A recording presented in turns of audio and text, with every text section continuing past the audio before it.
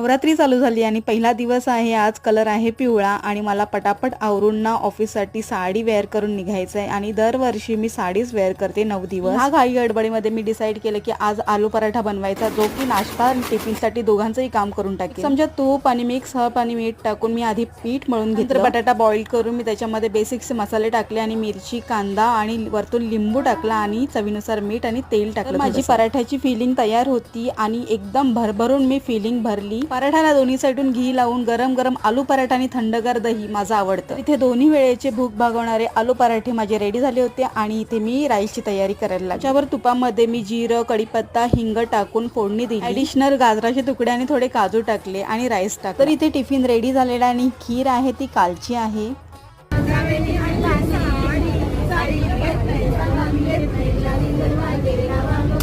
असं आम्ही ट्रेनमध्ये सुद्धा एन्जॉय करतो. मध्ये बसल्यानंतर थोडीफार कामं केली.